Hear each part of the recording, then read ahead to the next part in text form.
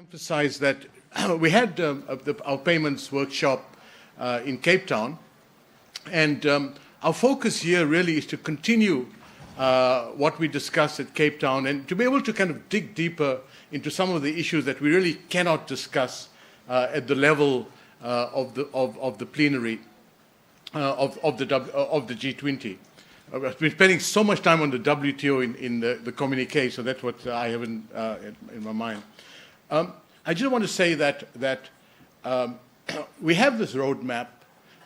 We look at all the important issues around transaction data, improving accuracy of data, payments pre-validation, and so on. But I think we want to take a hard look at, what does this roadmap mean once we get to the nuts and bolts of how to improve the efficiency of the payment system. So we sit as policymakers at the level of the G20, but when you sit with operational people on a day-to-day basis who deal with highly differentiated domestic payment systems, some with advanced fast payment systems, some with no fast payment system, what does it all mean? What is the roadmap just a kind of an umbrella that at the end of the day will just help some countries and not others? And that is why our focus is on sub-Saharan Africa, but has implications for the rest of the world. So let me, without any further delay, ask Governor Kganyago to come and say a few words and insights and then move straight into the panel. I will not come back after him and just say that our first moderator, to save time, rather than me coming back on, will be Thomas Lammer, who is the Deputy Head of the Secretariat for the Bank for International Settlements Committee on Payments and Market Infrastructure. He worked for the ECB, World Bank, and Australian Central Bank. So, Governor, you come on, and then Thomas, you can take over straight away. Thanks. Thank you very much, Rashad. By now, people must be tired of me. Good afternoon. This marks the second time this year that we are hosting a G20 site event aimed at improving efficiencies in cross-border payments in sub-Saharan Africa region. This underlines just how important this priority is for the G20 South African presidency. I was saying to the Saudi governor that this is his baby. He left me with the baby because the genesis of the cross-border payments roadmap originated in the Saudi presidency. So efficient, fast, and secure cross-border payment systems are essential conduits for driving trade, investment, capital flows, and ultimately economic growth. Today, our focus is on the critical roles of data and unlocking it, interoperability, and trust in achieving these goals. I just want to share three key observations on this topic. First, on the domestic front, fast modern payment systems allow money to move instantly between cities that are thousands of kilometers apart within the same jurisdictions. However, when sending money to a neighboring country, sometimes much closer in physical distance, the process can be slower, more costly, and less transparent. There are many examples of this in Africa and elsewhere, which suggest that the challenges are not about technical difficulty, but more about interoperability and regulatory alignment. Hence, I think that our focus on interoperability at this site event is especially relevant today. Second, I must acknowledge that significant progress has been made since 2020, thanks to the efforts of the Financial Stability Board, the Committee on Payments and Market Infrastructures under the leadership of Governor Panetta, international organizations and private sector in meeting the 2027 targets of the G20 roadmap to enhance cross-border payments. Currently, several important initiatives are underway, but just on towards the end of June, we received the good news that FATF has released a revised recommendation 16 on standards for data in cross-border payments. There are ongoing efforts to harmonize regulatory, supervisory, and oversight frameworks, and the latest 2025 key performance indicators used to assess our annual progress towards meeting the goals outlined in the roadmap for wholesale, retail, and remittance cross-border payments, and a call from the South African Reserve Bank and CPMI for papers on opportunities and challenges in advancing cross-border payments. And of course, regular monitoring surveys in cross-border payments from CPMI and the FSB, and CPMI's current work on application programming interface. I commend and fully support these initiatives. However, as we approach 2027, we need to consider how to ensure these efforts are coordinated so that the practical outcomes help us in achieving our targets. I'm also encouraged that enhancing trust in cross-border payments is a key theme of Tech Sprint 2025. Third and last, that what does the data tell us? The 2024 roadmap's KPIs indicated that the cost of both wholesale and retail cross-border payments for sub-Saharan Africa remains high and the speed of transacting relatively slow. In fact, sub-Saharan Africa, along with a few other regions, is furthest from the 1% cost target, with an average transaction cost of 3.7%, and some payment corridors exceed 10%. Well, addressing the challenge may require a candid review of our approach and policy options. Clearly, much remains to be done, and I look forward to hearing your perspectives on how we can unlock the power of data, interoperability, and trust to move the sub-Saharan Africa region forward. I now hand over back to you, Chair, with a budget surplus of 20 seconds. Thank you very much to the Governor and the Deputy Governor for also inviting us, the BS Committee on Payments and Market Infrastructure, to co-organize this session on cross-border payments. And it's truly an honor to moderate this outstanding panel of experts that we have here, and also to do it in front of such a distinguished audience. When driving from Durban to Zimbabwe earlier today, I saw a lot of cargo ships on the horizon. All of them were heading towards the Durban port. And our driver told us that, in fact, the port of Durban is one of the busiest and one of the largest ports on the entire continent. And it operates 24 hours a day, 7 days a week, 365 days a year. So that's also how modern fast payment systems are operating.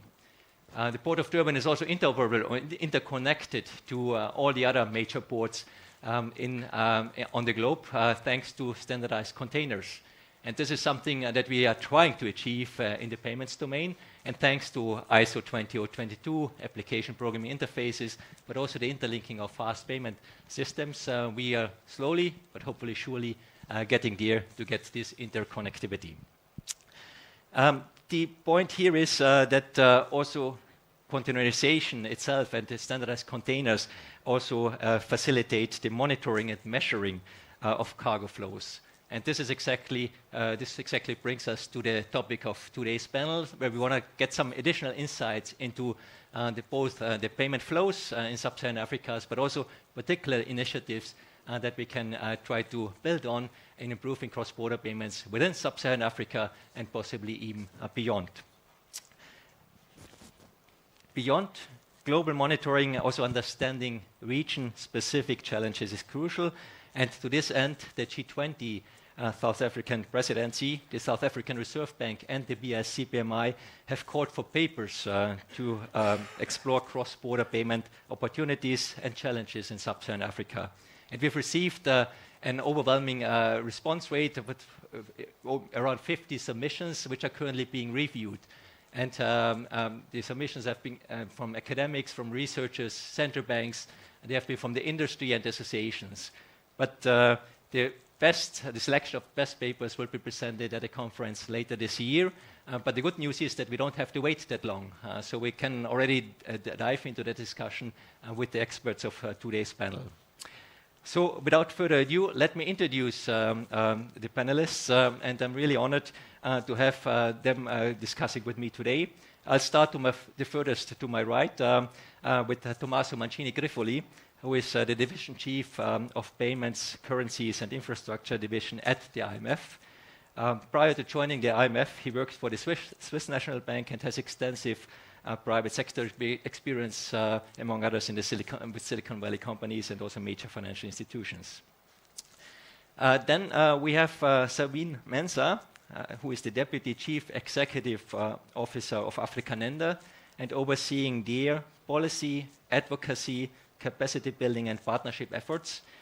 Prior to joining Africanenda, Sabine worked for the UN Capital Development Fund, UNCDF. We have Brendan Beers, who is the Chief Executive Officer of Finmark Trust.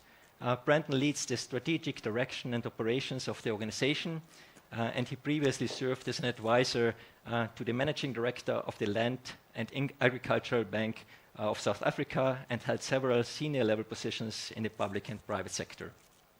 And last but definitely not least, we have Maxine Schlaver. Maxine joined the SADC Banking Association more than 10 years ago in April 2014 and is heading up the association as Executive Secretary.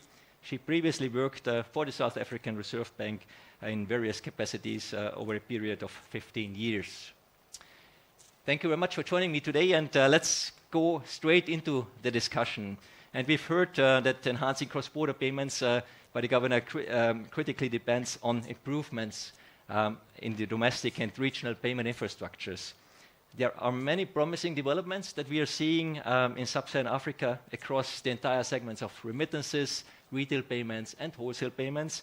And I know Sabine is monitoring it not only in sub-Saharan Africa, but across the entire continent. So Sabine, Africanenda tracks the progress of fast, or as some refer to it, instant payments on the continent. So where do we stand? Will we have universal adoption of fast payments anytime soon? And what is your perspective on the potential of regional payment systems? Thank you very much, Thomas, and I'd like to thank the organizer for the opportunity to be here and present on behalf of Africanenda Foundation. So as you know, Thomas, every year we map out the landscape of instant payment system in Africa. And what is the data telling us? There are 31 systems live currently in Africa. 28 of those are domestic systems at a country level, and 3 are regional systems.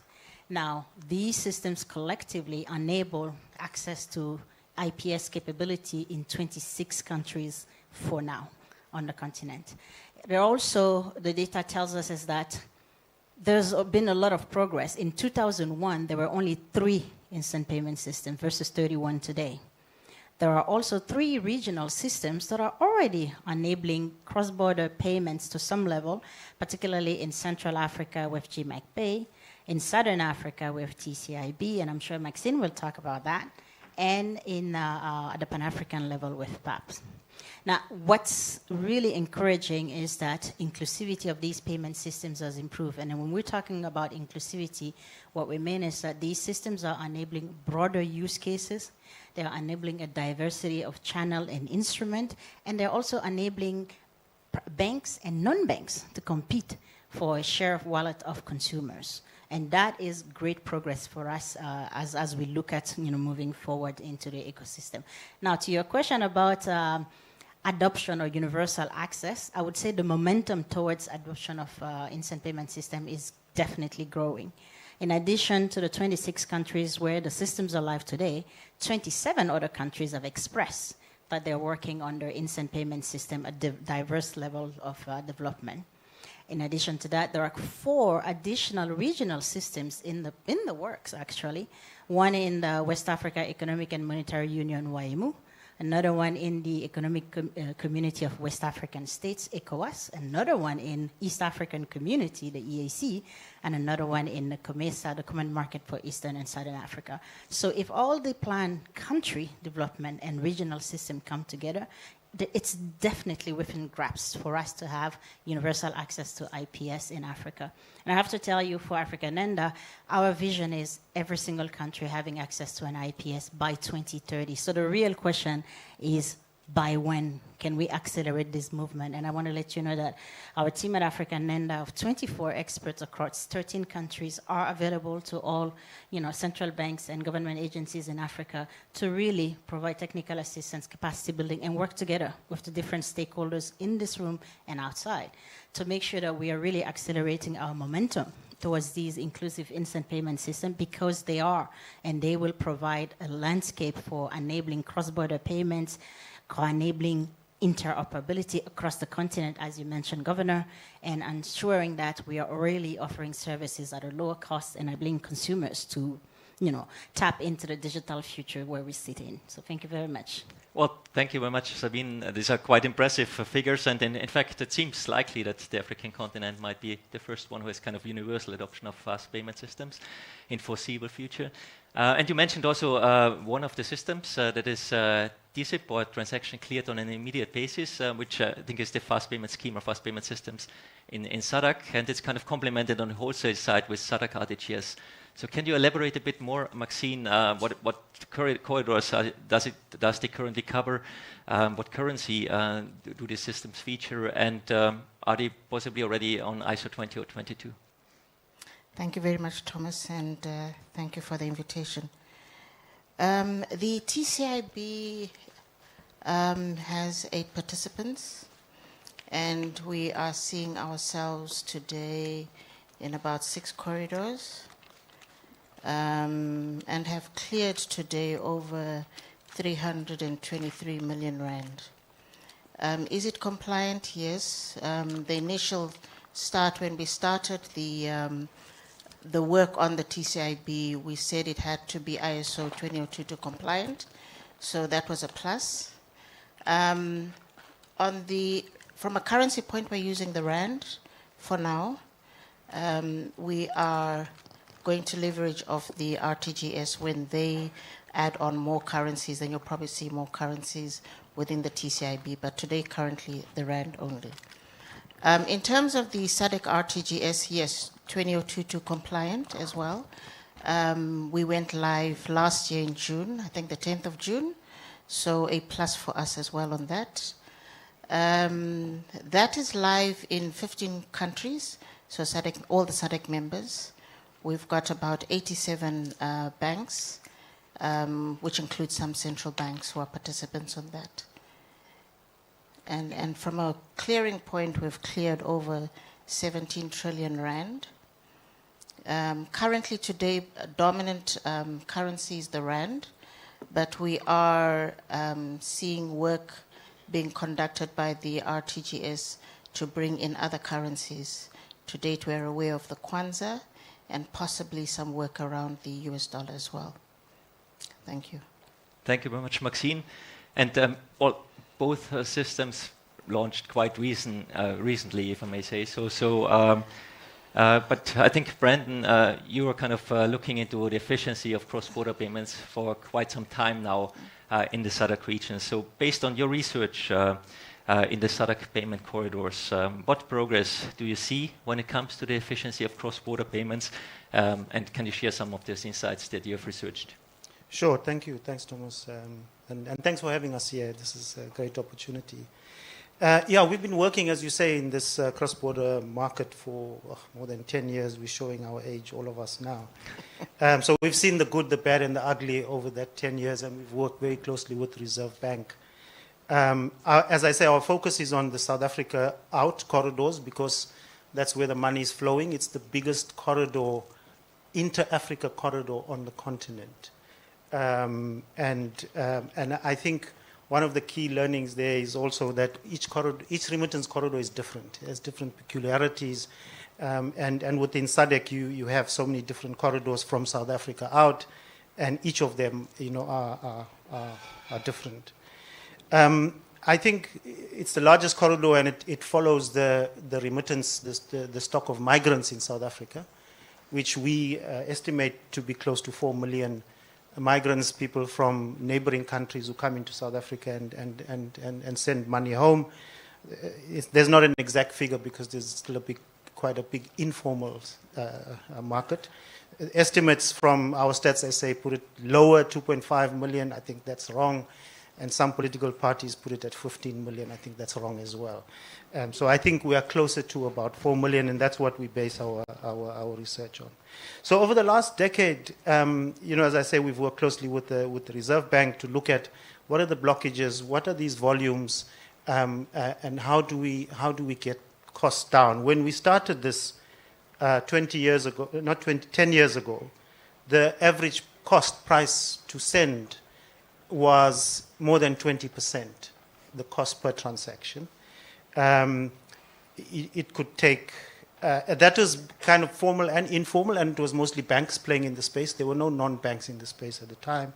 And so a lot of the work that we needed to do was to create more competition, and with the FinServ department passed lots of regulation and opened up the licensing categories to have non-banks playing in the space, and I think they've changed the game. So quite a lot has happened over the while. When we started also, 80% of these remittances were informal.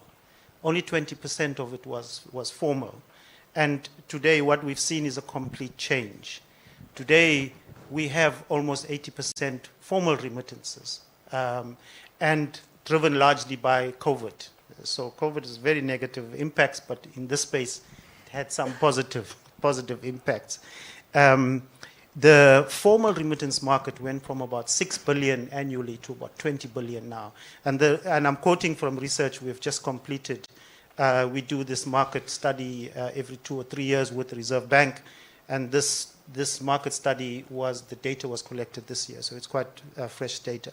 So there's been this complete swing. When we saw the swing happening during COVID, we thought that after borders are open, people may relapse and go back to informal. But that hasn't happened for a large part.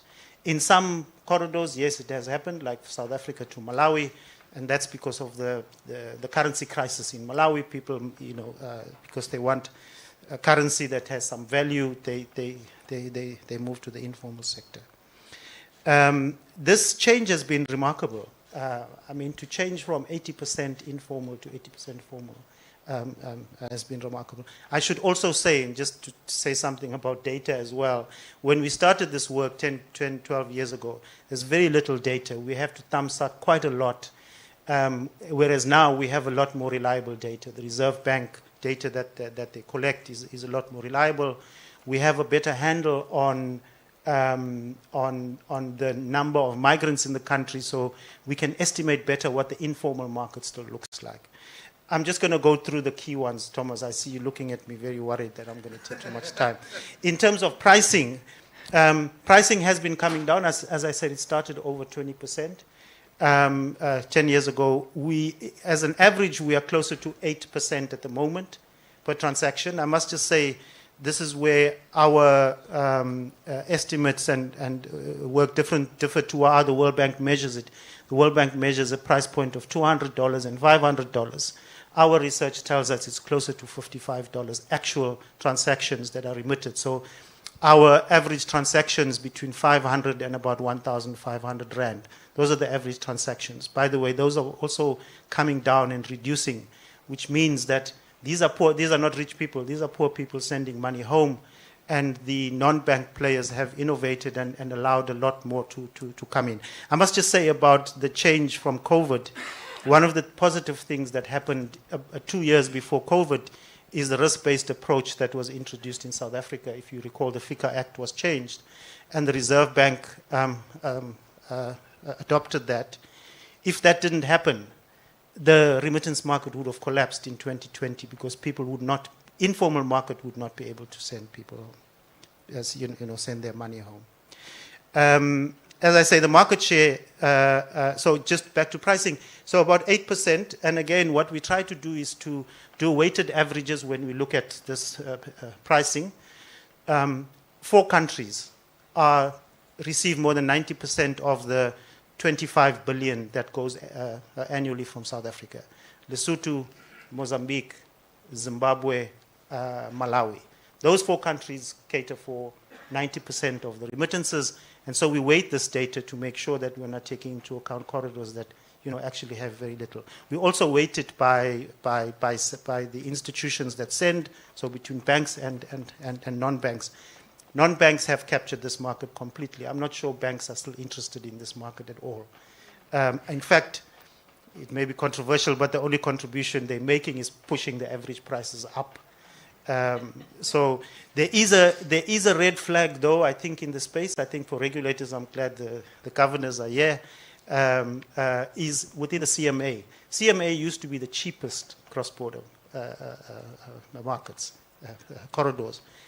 The prices have gone up substantially over this last period, and largely because of the change in regulation.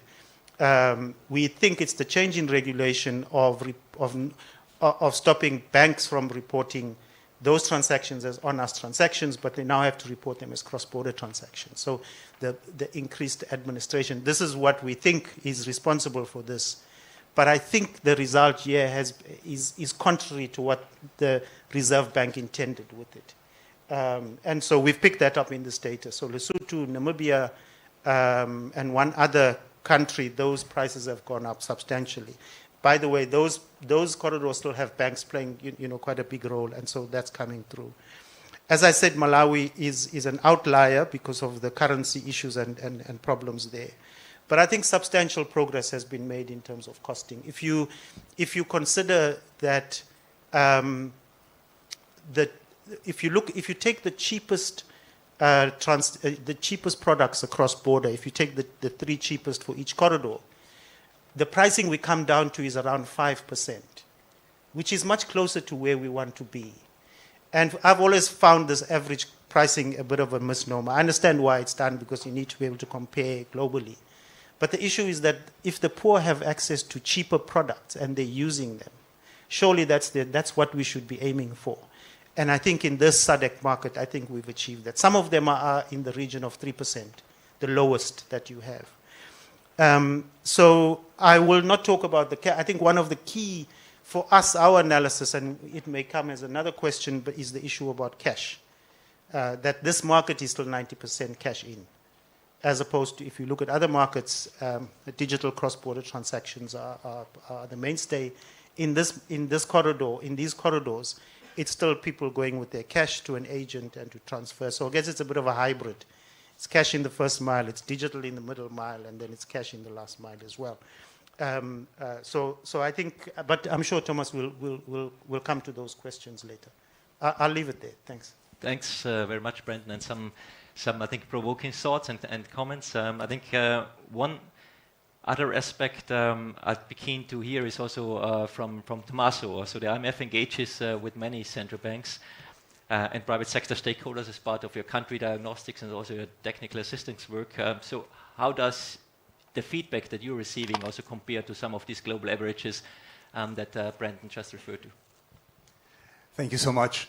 It's a great pleasure to be here and to engage with this distinguished audience. Many friends in the audience, many people from whom I have learned a lot in discussions, and I look forward to continuing. So the question is really about aggregate data versus knowledge from the field. And both are important. Aggregate data tells us whether there's a problem. So average costs of remittances in sub-Saharan Africa, 9%. There is a problem.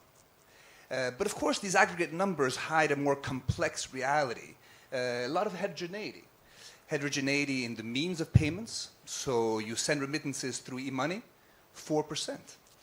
You send a bank wire, 20%. A lot of heterogeneity also in corridors. South Africa, Zimbabwe, above 10%. South Africa, Lesotho, about 3%. So it's important to look at the more granular numbers. But of course, this is still just an issue of problems. So how do we fix these problems? How do we go beyond? Well, then it's important to do these diagnostics that we do at the IMF. And the diagnostics will answer questions such as, what is driving these costs? Is it customer onboarding costs? Is it FX? Is it rather the lack of competition? Let me give you just two examples that illustrate these types of diagnostics that we do in countries. So the first example is back to the South Africa-Zimbabwe corridor, which we said was very expensive. Why? So we looked a little bit at this corridor along with central banks and found out that about 70% of the flows go through just two providers. And that contributes in a big way to these high costs. And so, of course, the technical assistance that we do afterwards focuses on introducing more competition in this market, greater access to non-banks in order to drive down the costs. That's example number one. Example number two is a region with a perfectly functioning, very operational regional payment platform. Very cheap to use, etc., but nobody uses it. And again, and instead people use more expensive means. So again, why? What does the diagnostics tell us? So diagnostics tell us that the issues are about awareness. Payment service providers not knowing about the existence of this regional system, not knowing how to connect. The problem is about uneven regulatory frameworks between countries. The problem is simply about coordination failures, each provider not wanting to pay the fixed cost to connect before others do the same. So our technical assistance there focuses on just these issues. So increasing awareness, so payment providers know about the system, improving regulatory reforms, so service providers can connect, and then bringing providers together in order to solve the coordination issue so that they want to connect. So I think the bottom line is that aggregate data is important. It shows us where the problem is. But in order to provide good policy solutions, we need to go down to diagnostics, to the information we get only in the field. Thank you very much, Tommaso. And to raise the awareness, and the figure that you, Brendan, mentioned is still haunting me. There's 90% of remittances that are initiated in cash. So that's kind of counterintuitive because according to some of the data, of course, cash remittances are among the most expensive ones. So why does cash still dominate the first mile? And as you said, also the last mile. And what are the implications? And kind of most importantly, how can remittances become more digital, I guess, and also in that sense, lowering cost? Yeah, so I mean, I think the work that we've done points us to, and the engagements we've had with financial service providers that are operating in this market, is that it's the cash handling that increases the cost for them, cash in and cash out. The networks that they have to, the agent networks they have to put up, handling cash, the risk to it. In some countries, I'm not sure we can do much about them. They're flying dollars and rands from South Africa into those countries because there's no currency on the other side. But the issue about, and I think if we can digitize the first mile so people don't have to keep cash in, that is what's going to bring the cost down. And in South Africa, that's a regulatory issue, that non-banks are not able to provide a store of value without a sponsoring bank. And so that's the discussion the Reserve Bank is taking at the moment, and the Reserve Bank has developed a draft exemption to the Banks Act to allow and enable non-banks to play in the space, to provide a store of value on their own, so that you can't transact digitally if you don't have a store of value. And so that's where the key issue is sitting. For us, that is the game changer for the cross-border remittance pricing, but also for improving and expanding domestic digital payments in township and rural areas. Those players that are a lot more agile, non-banks, the fintechs, I think those are I'm not bashing banks here, please.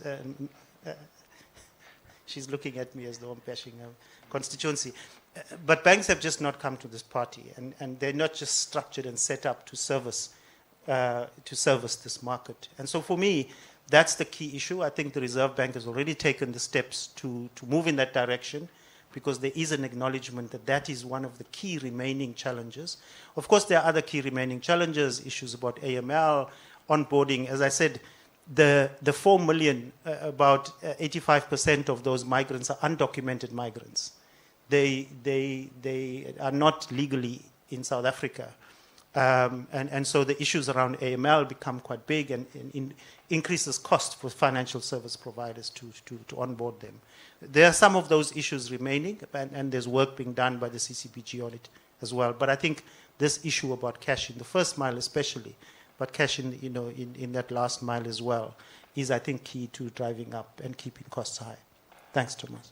Thanks so much, Brendan. And you mentioned banks quite a bit. I have to give the floor now to Maxine to say, well, the SADC Banking Association, of course, has a broad mandate, but also membership.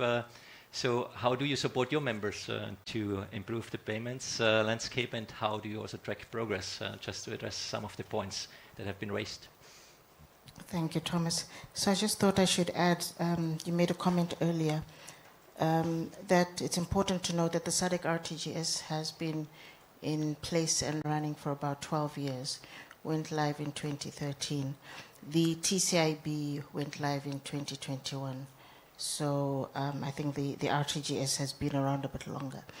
In terms of support to the banks, we provide a lot of training, and we find that's the best way to actually track what's going on. I think in general, across the region, you find that the banks are agile, and sometimes we need to exclude South Africa because a country as South Africa is I think, a bit more advanced than our other counterparts. But in general, the banks are agile. We found that with our work, especially when we were connecting to the SADC RTGS, it provided the banks an opportunity in the region to actually upgrade a lot of their systems if they were going to play in the space and going to be available as a service to those in the region. And from a monitoring point, we find training is the best, actually. It's through the training, and especially the one-on-one training in country. We find that you get more from a communication from the banks themselves. Where they are struggling, then you're then able to intervene and provide them with the necessary tools to be able to work in their environment. Yeah.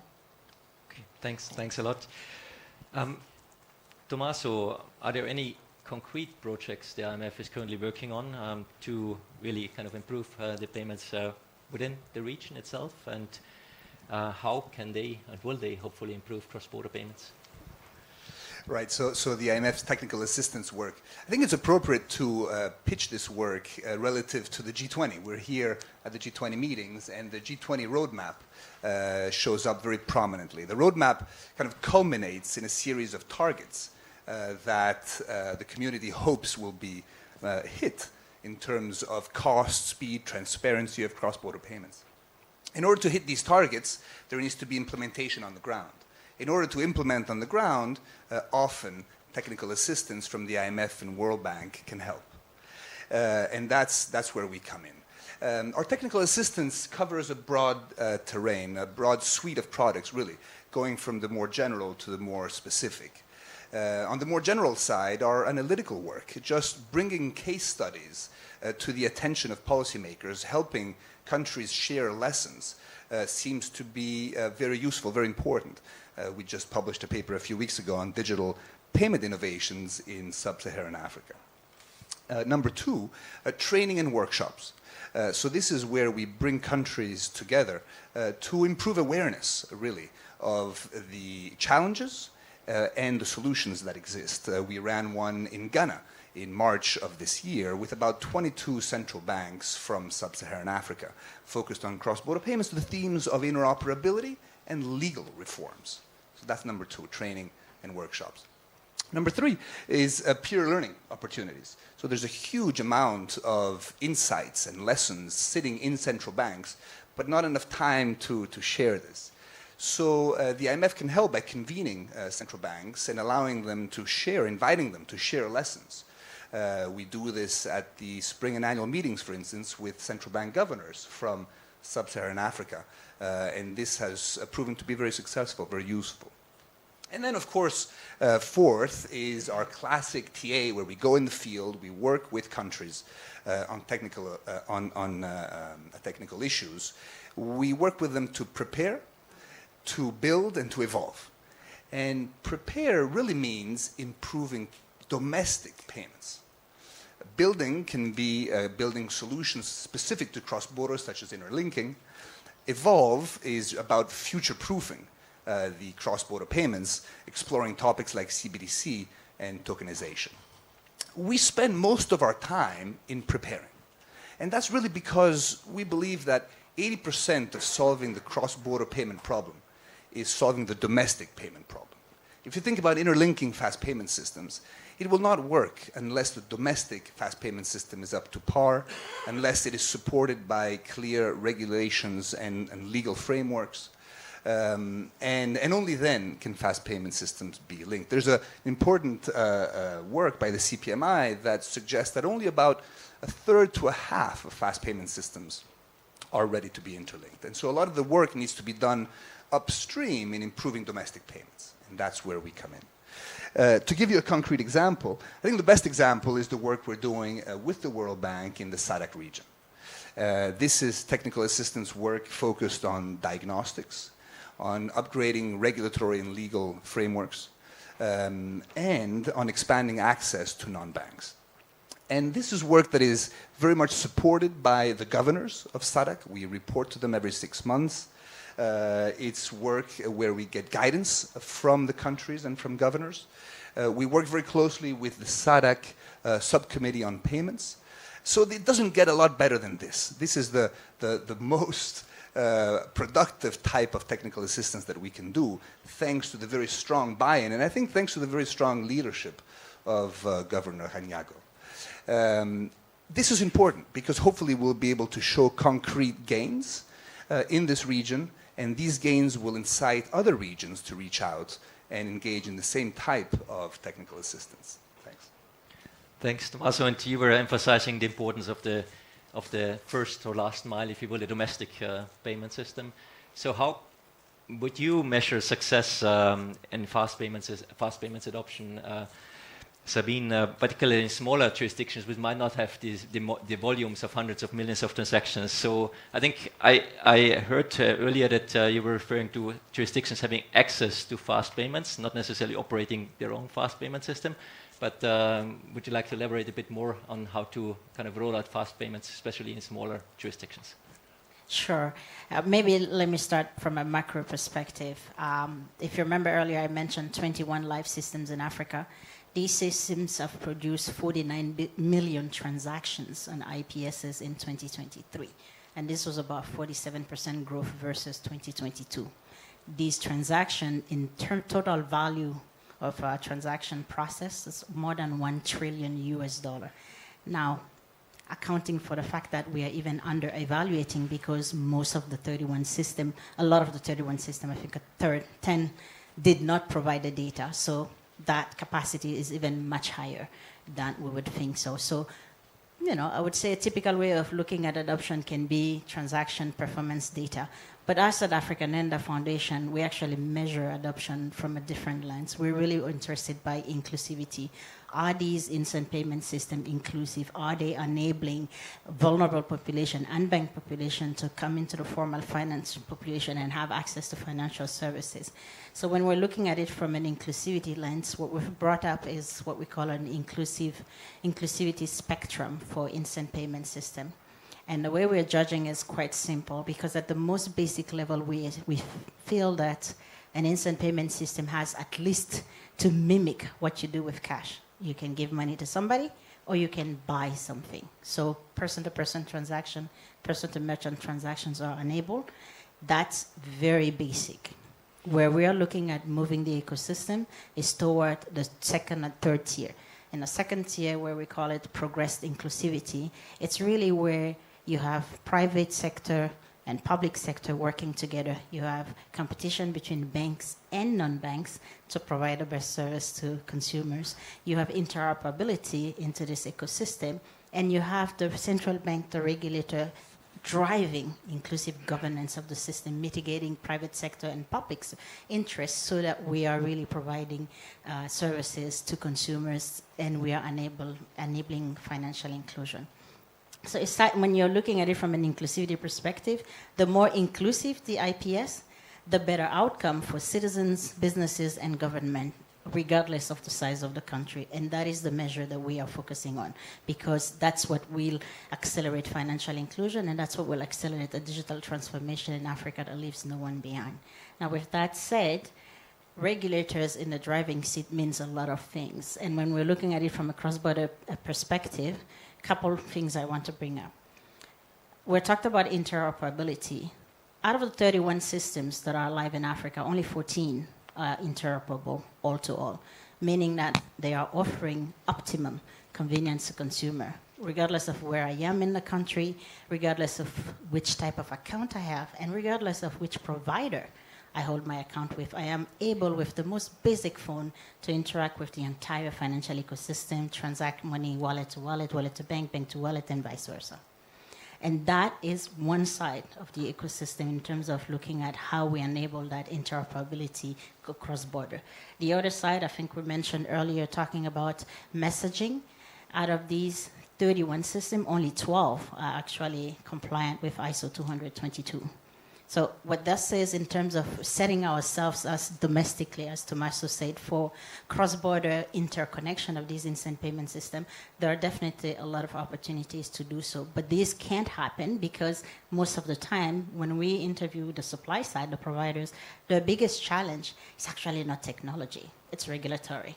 It's the enabling environment in which they are doing business. So there's opportunity to solve these questions, both at the country level, regional level, and Pan-African. At the country level, if regulators are able to really level the playing field to enable both bank and non-banks to compete, that already brings competition, and that already has an impact of driving costs down for consumers.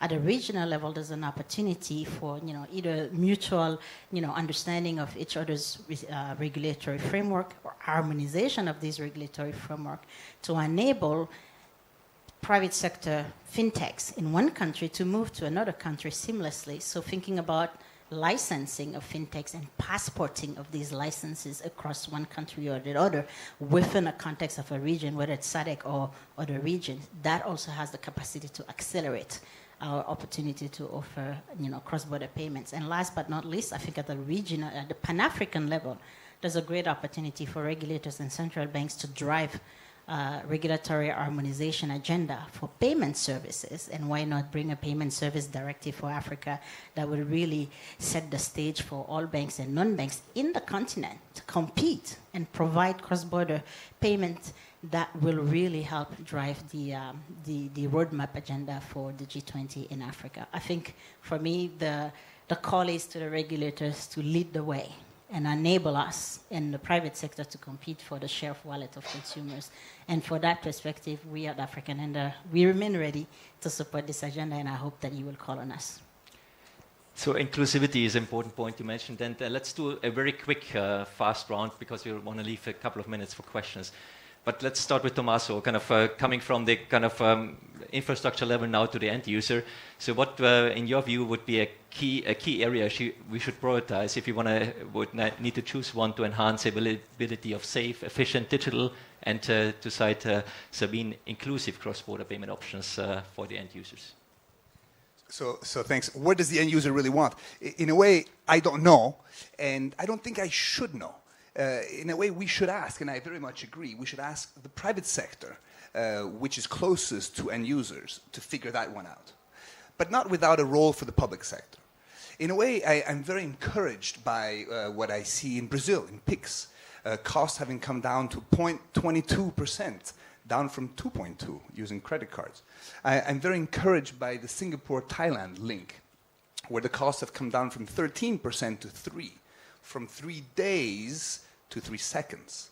I'm very encouraged by what I see in India, UPI transactions, 90% of transactions going through third-party wallets designed by technology companies, not by banks. So in a way, these are stories that highlight the success of the private sector, but also of the public sector.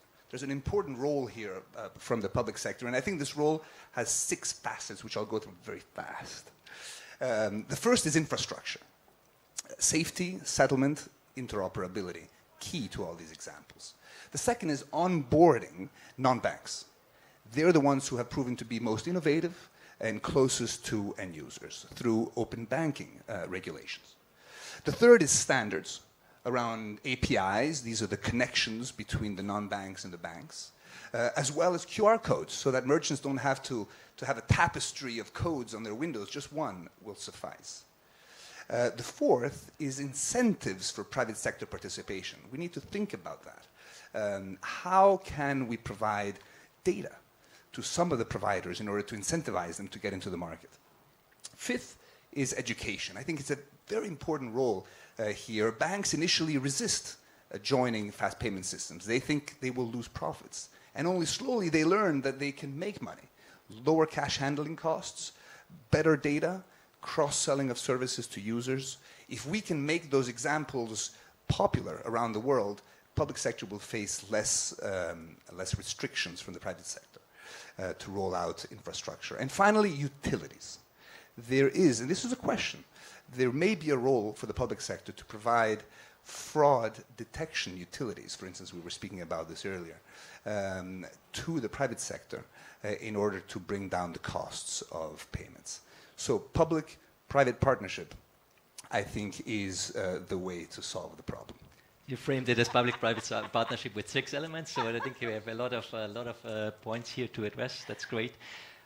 Sabine, you mentioned regulation. Anything else you want to add on top of that? I was going to say to Thomas, I'm happy I'm sitting next to you because I can tell you what the consumer wants. For the last 30 years, I've lived in 6 countries, in 3 continents, and every single place where I go, I'm always trying to send money to my mother who lives in Burkina Faso.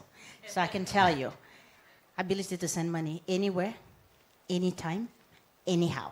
And if you're able to solve that for the consumer at instant, safely, reliable, and affordable, you win the consumer. And we all have the opportunity to bring billions of dollars in the remittance industry flowing in Africa to the formal finance, which will have replication for not only financial inclusion, but socio-economic empowerment of individuals and, of course, governments and businesses flourishing. So that's what the consumer wants. And the question which I always bring to the floor is, what can regulators do to accelerate the pathway for private sector to provide these solutions? Because at the end of the day, this is what we can do. So hopefully that answers your question. Thank you very much. Brandon, something to add from your side?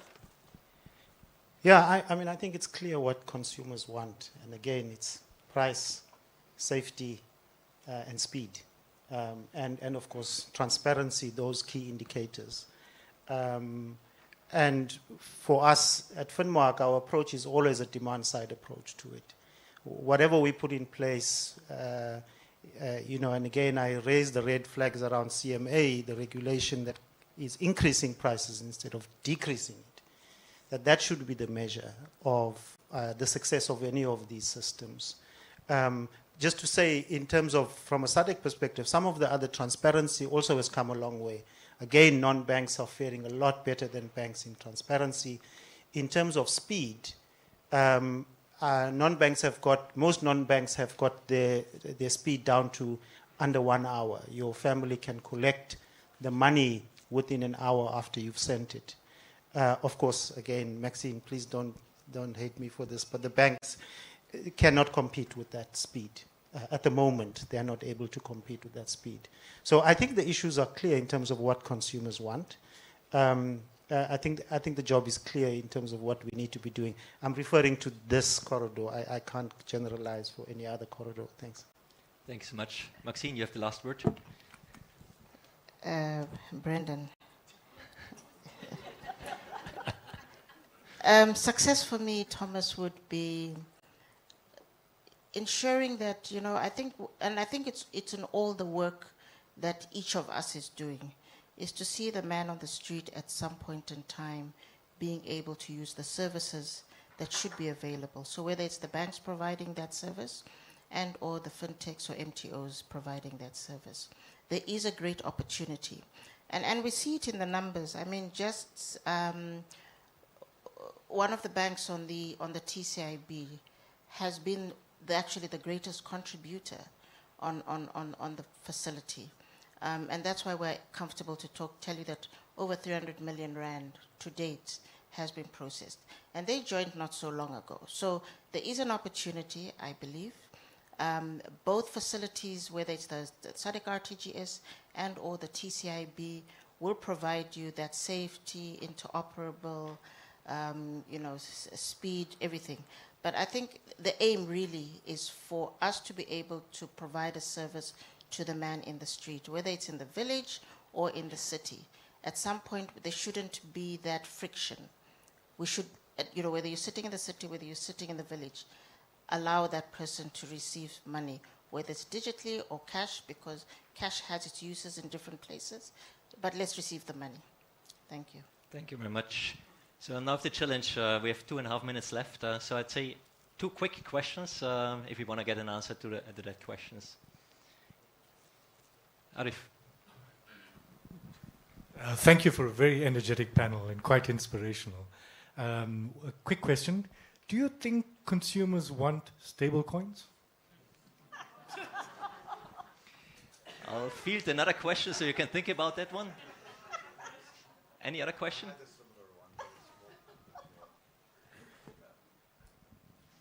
Just building on the pretty much similar question on the technological advancements, stable coins, tokenization. There are a lot of new acronyms that are thrown every now and then, but how do you see that changing the field, the playing field for cross-border payment in the future, and what kind of measurable incremental value you would see that bringing to not today, but advancing or upgrading RTGS, and what kind of monitoring or oversight that could be implemented to detect and prevent financial crimes, ML or fraud and other kind of crimes. Thank you very much. Anyone?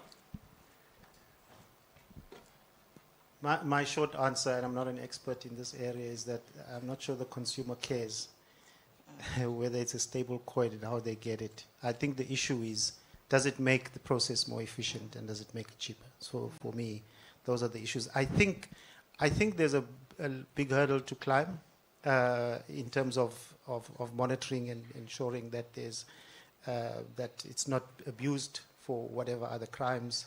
I think that's a big hurdle that has to be climbed in the region, and I'm sure globally. But as I said, I'm not an expert. I appreciate your answer, because one of the things I was going to tell you is that the consumer doesn't care what it is. They just want to send money from one point to another, and they want to be able to do it in an instant and have instant confirmation that that money has gone to whomever they wanted the money to receive, and they can do that affordably and simply. However, though, in the back end of the process and the technology, I think there's great promise in terms of how tokenization and leveraging digital assets can play in moving value of transfer. And of course, even if you're looking at it from a CBDC perspective, particularly in enabling, cross-border payment from the back end, from the gross value, I think there are opportunities. And of course, when you're talking about risk, I think we are in an ecosystem. Nothing is risk-free. Always going to be risk. I think there's a lot of collaboration I'm seeing in terms of understanding better risk and also mapping risk at a country level or regional level, and being able to have, I think somebody mentioned a utility on risk and fraud management earlier, and even enabling open source to leverage in terms of risk and fraud and mapping, and sharing that with the ecosystem so that our systems become smarter. And as we move forward, we share more information on fraud. I think the jury's out to see how stablecoins and other digital assets are going to play in that ecosystem. But I do believe that technology has a unique opportunity to always ease the transaction pain. The front end, the regulatory environment, remains to be seen how central banks are going to access digital assets or virtual assets providers, for that matter. Thank you very much. And I think we have a topic for another panel, so I'm afraid we have to bring it to an end, looking at the clock itself. So I think what we have learned is that transforming global payments is not something that happens overnight. I think that is akin to steering a large ship that requires time and precision to change direction. The course has been set as the governor has laid out, and the ship has already started to move in the right direction, as highlighted also in today's panel. So the insights that we have heard today, I think, form an excellent basis for the conference that we'll have also later this year. And with that, please join me in thanking our panelists, and let me now hand back the floor to Deputy Governor Kassim.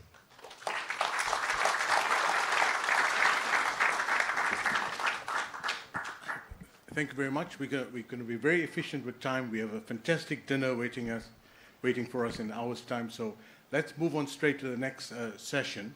So many of you know that Governor Fabio Panetta is chair of the CPMI and co-chair of the CPC.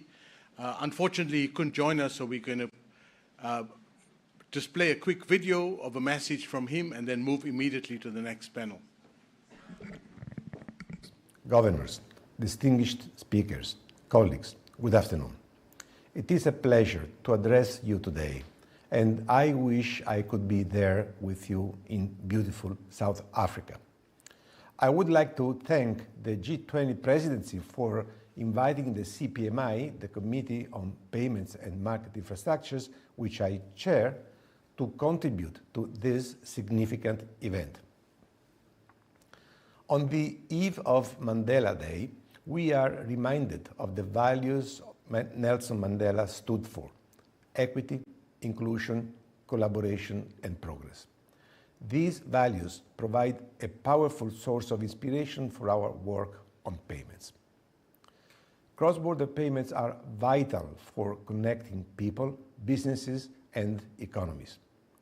They enable the flow of value across borders, fostering trade and financial inclusion, ultimately supporting the global economy. Yet, persistent frictions continue to hinder their full potential. High costs, slow transaction speed, limited accessibility, and a lack of transparency are well-known issues. These challenges are particularly pronounced in specific regions, corridors, and payment segments. In particular, cross-border payments within and to sub-Saharan Africa are among the most expensive and slowest across the globe. These challenges have significant social relevance as they disproportionately impact migrant workers sending remittances to support their families, small businesses striving to engage in regional trade, and communities seeking greater access to economic opportunities.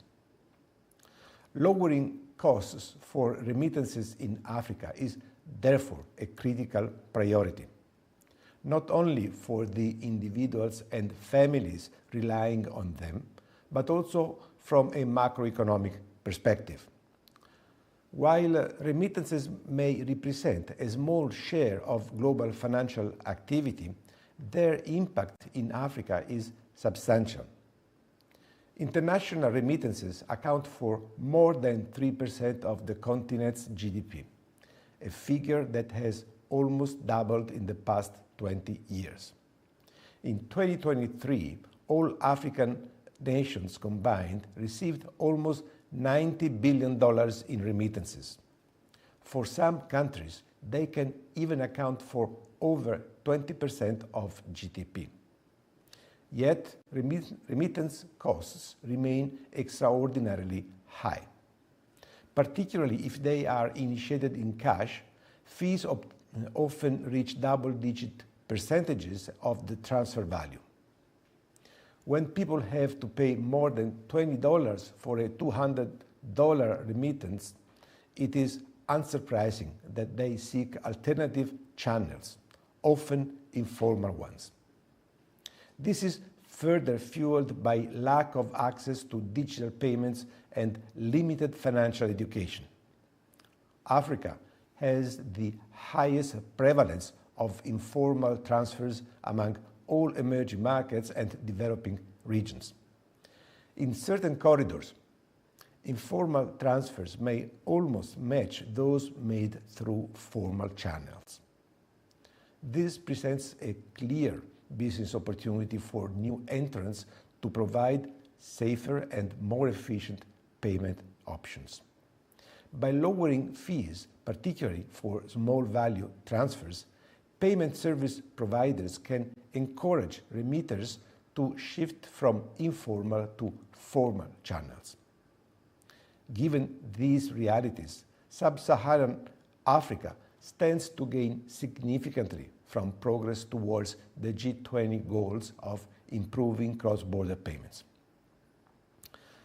Addressing these challenges would not only lower costs and reduce delays, but also unlock economic opportunities, foster financial inclusion, and improve livelihoods across the region.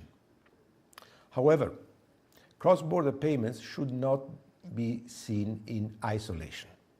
To truly support trade and economic growth, jurisdictions must also make domestic payment systems more efficient and secure, as they are the crucial first and last mile of both retail and wholesale cross-border transactions. Key actions include upgrading real-time gross settlement systems, extending their operating hours, expanding access, rolling out 24/7 retail fast payment systems, and migrating to international messaging standards, such as the ISO 20022. These measures are not only foundational to improving cross-border payments, but also are key to future-proofing domestic payment landscapes.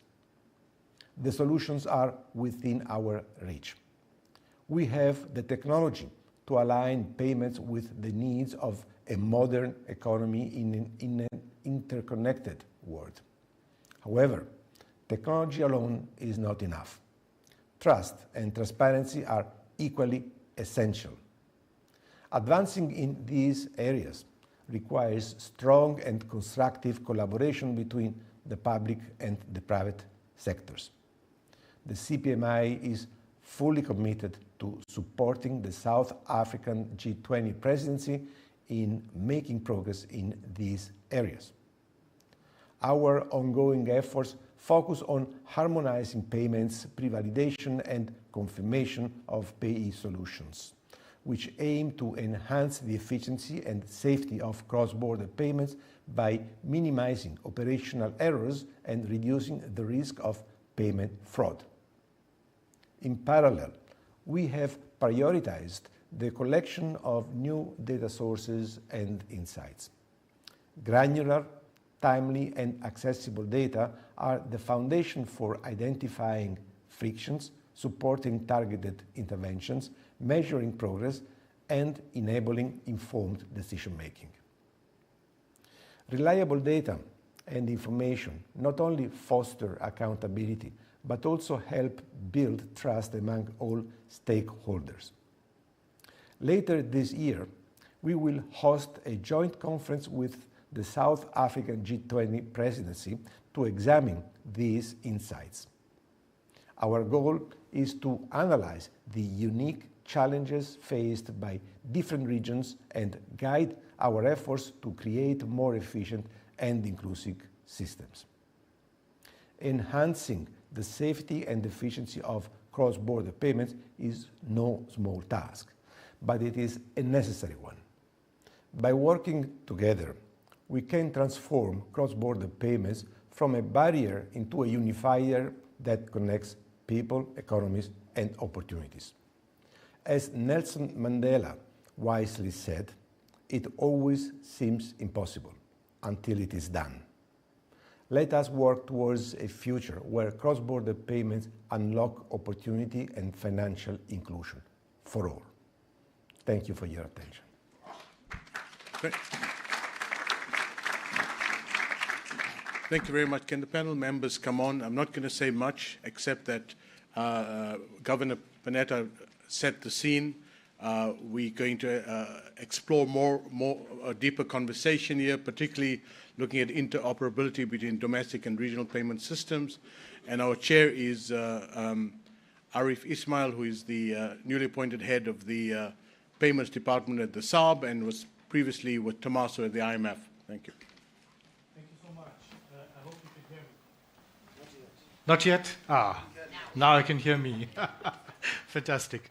I'm also cautioned that I'm between you and some very beautiful dinner and some Durban curry, is what I'm told that you're going to get to. So without further ado, I'm going to start off with a few opening remarks.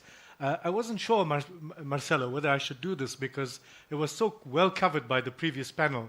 But I must say, Sabine, I'm inspired by some of the thoughts, so I'm going to go through the opening remarks, but I promise I will try to keep it as short as possible. So good afternoon, everyone.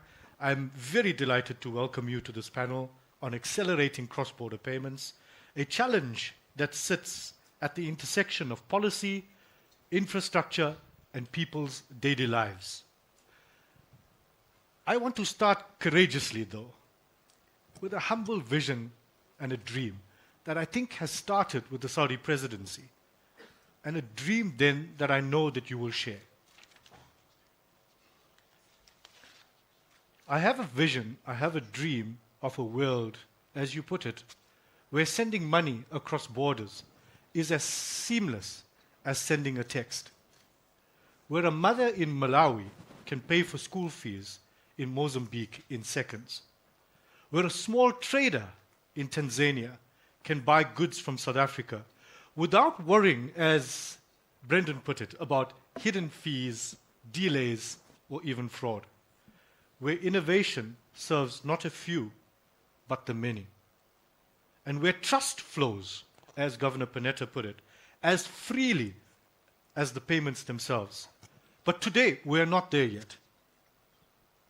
For many, cross-border payments remain too expensive, too slow, and too fragmented, especially in places like sub-Saharan Africa, where the promise of fast, inclusive payments is crucial for both financial inclusion and trade integration. So why, despite years of effort, are we still struggling with fragmentation? First, there's regulatory divergence. Each country has its own compliance requirements, KYC, data rules, forex restrictions, and these differences add cost and complexity for providers and users alike. Second, and I'm sure Avia is going to agree with this, I think, we face a lack of harmonized technical standards. Systems speak different languages. Some are real-time, some are not. Some use ISO 20022, others legacy formats. Without alignment, interoperability stays out of reach. Third, and probably provocatively, many retail payment systems are still closed-loop or bilateral. Proprietary rails dominate, and participation in multilateral systems is still an exception rather than the norm. And finally, there's a deeper issue of trust. Not just between users and platforms, but from geopolitical tensions between countries. When trust is fragmented, systems fragment. What this panel brings together is a range of voices on these particular issues, from standard setters to regional operators who are shaping how we solve this. So let's dive in. We have the following panelists, and very delighted to have you. Elisa de Andra Madrazo is the president of the Financial Action Task Force. Pleasure to have you with us. Elisa has over a decade of experience in leadership positions on AML, CFT, and so on. Javier Perez Tasso is the chief executive of SWIFT, an organization that he's worked for since 1995, and I know Javier has been instrumental in driving SWIFT's focus on cross-border payments. Juliette, my sister, I used to park next to her at Baza. Karuki is the managing director of FinSys. She has a passion for seeing inclusion and interoperability across Africa. My brother, Stephen Linnell, is the chief executive of Bank South Africa, and we're doing some fantastic work both domestically and in the cross-border space. Without further ado, we're going to put two questions to the panel. The first one's going to be about fragmentation, and the second one on trust. So let me start on fragmentation and interoperability, Elisa, and turn to you and say, FATF recently adopted revisions to its rules on payment transparency. How do those changes deal with interoperability and friction, including for sub-Saharan Africa? Thank you. Thank you very much for the invitation. I see a couple of colleagues that are standing on their seats here in the front, so that will be left now. So the story of how the FATF just updated Recommendation 16 on payment transparency cannot be explained without the push of the G20. It was the G20 that mandated or asked the FATF to contribute to making sure the payments, the cross-border payments, were not only accessible and cheaper and faster, but also secure, and to contribute with that in mind in mixing the agendas. So the journey took over 2 years, and the FATF really engaged with the private sector, with experts of the payment system, but also the financial inclusion area and of technology, and a lot of the words and the voices at that table were represented from people here. So it was really a collective effort. Now, the story of this update is that for over 2 decades, we hadn't touched that standard. So it was over 20 years in which the system evolved. Of course, new players, new business models, yet the same standard from the FATF. And that created friction at many levels. First, in terms of having the clarity of who was responsible on collecting the information, which kind of information, how to transmit it, how to make it interoperable. So this is going to be a major shift by having that clarity from the standard of the FATF.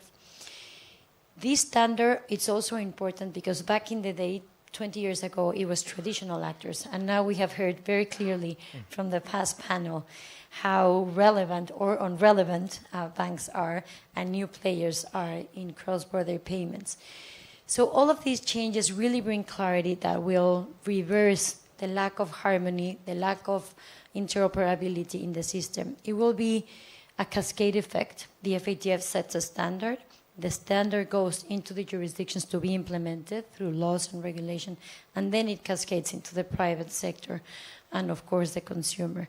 We expect that to take 5 years, so the deadline that we have for jurisdictions to be assessed on complying with this standard all the way down the chain is of 5 years, and of course this has to do with the challenges that it will take to implement it. And I'll leave it there, and I can come back on other aspects of this work. Thank you so much. So the important takeout is that this change has been in the making, but what it does is it provides clarity and it provides a level playing field. Fantastic. Let me change tact, Javier, and say, can you provide, again at the global level, additional context on global fragmentation and a view on improving interoperability as it feeds into the regions and countries? Very good. Well, thank you, Arif, and Governor, for the invitation as well, and for the panel. Great introduction, by the way, Arif. Well, from our perspective, maybe in terms of the market context, a couple of major trends that are actually converging in financial services, and indeed are impacting fragmentation.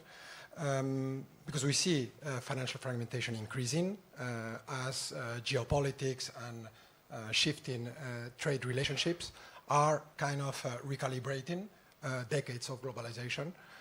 Geopolitics, in fact, that have knock-on effects on infrastructure, and we see where today sanctions and other economic pressure tactics are short-term policy actions that have longer-term reactions.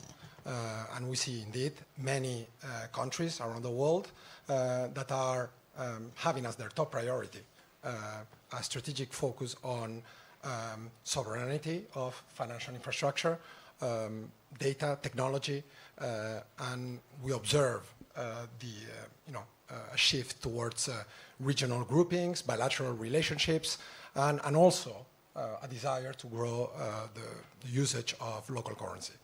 So that in one hand, and in another hand, obviously, I mean, we've seen it, we heard it in the panel earlier as well, there is a huge wave towards innovation in the financial services industry. Been here, indeed. Thank you for reminding me that I've been 30 years in the industry. It shows my age. But indeed, it's unprecedented, the amount of innovation, particularly in the last decade, and definitely accelerating when it comes to both, actually, the public sector, like the G20. Tommaso was talking about the G20 roadmap towards improving international payments in speed, cost, transparency, choice, and access, but also the private sector with banks, fintechs, new entrants, building up new business models, experimenting with new technologies like DLT, but also bringing up new forms of value.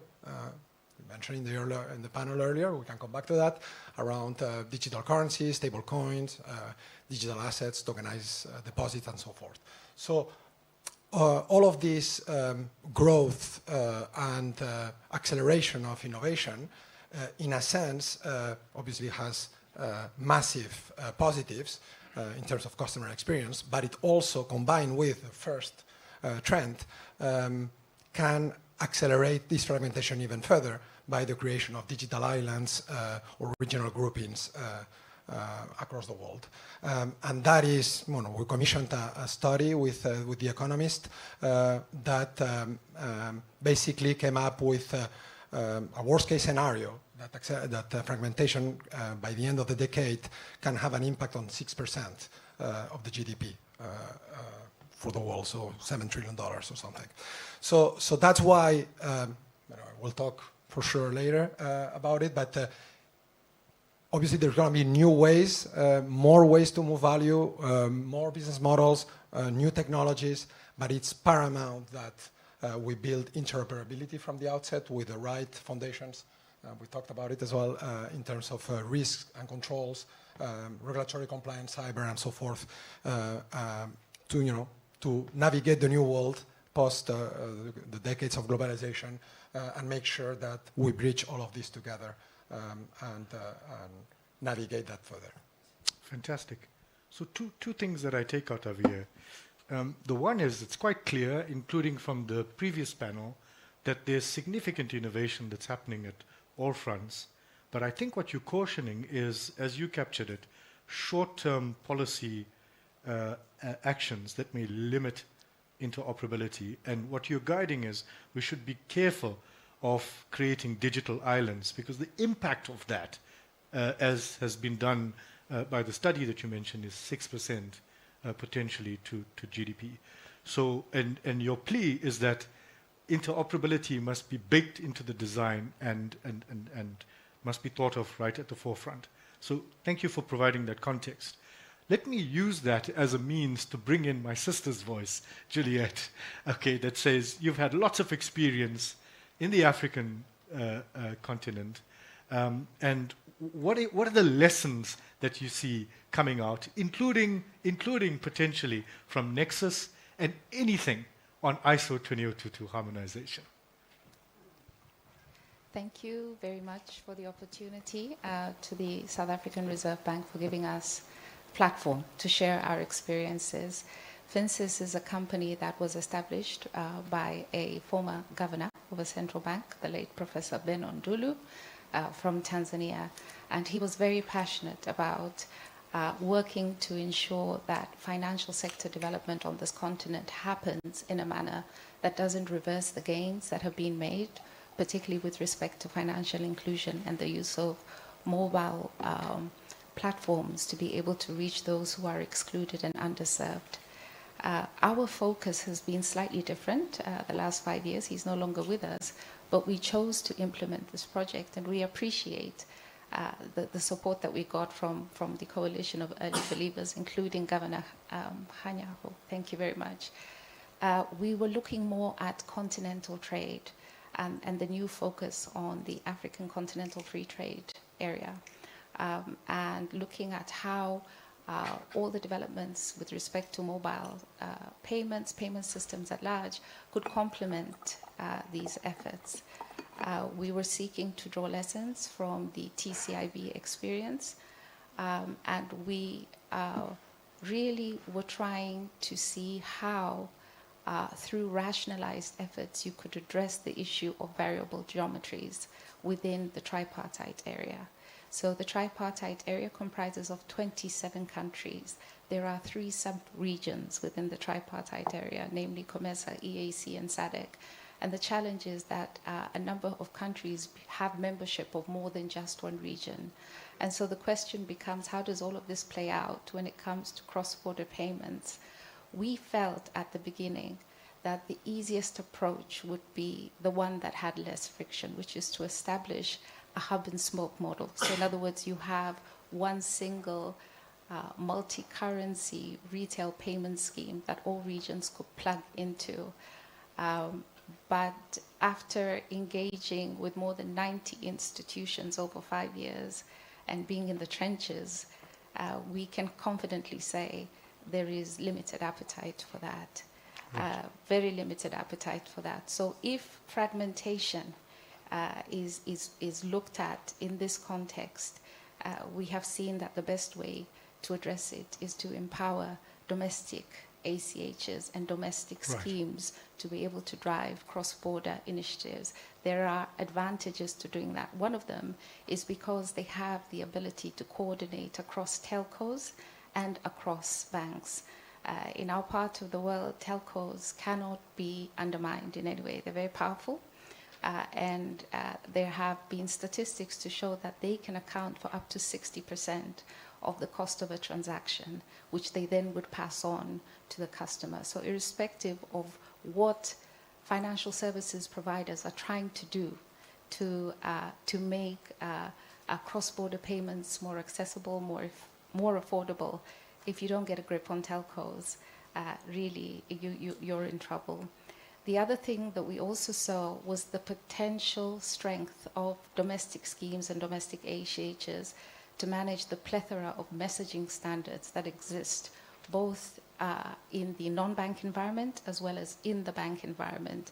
So ISO 20022 is considered to be SWIFT bank language, so to speak, but there are many other standards that are out there, and the need to coordinate across to ensure that you derive the aspirations that the roadmap that G20 has promulgated, to derive those aspirations, there has to be strong coordination and, if need be, intervention to ensure that there is seamless integration. There are other strong benefits of working, and again, I'll bring the nexus issue into this, is domestic schemes, certainly those that are managed by central banks, is they have the ability to think through the implications of a parallel forex market that exists, that has to be factored in when you're looking at currency conversion issues. Where we are today is that there is an agreed approach between East Africa and SADC on how integration can happen in the retail space.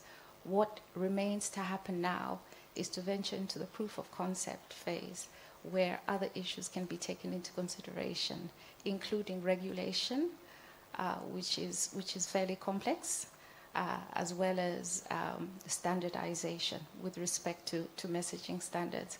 One final thing I will say, again, thanks to the support, and I must appreciate you here, Steve, at BankServe, but also the South African Reserve Bank, is what we realized is the real appetite in these three countries to connect to this part of the world stems for their interest in connecting to South African financial institutions. And that if TCIB at some stage could enable them to access a domestic scheme that has cross-border reach, then a lot of the challenges that we have identified could be addressed. So maybe I stop there. Fantastic. Such a rich set of thoughts, Juliet, that it's easy to just skip on, but I'm just going to pause for a second because you used some really fantastic language. I'm just going to play it back for a second. So the first thing that I took out was this one silver bullet, one major platform that does it all for Africa. You're saying, be wary of that. That is likely not the way to go. That there's a power in the power of domestic schemes. And in fact, some of the dynamics that play out in the domestic environment, like parallel forex markets, is stuff that one needs to think about quite carefully.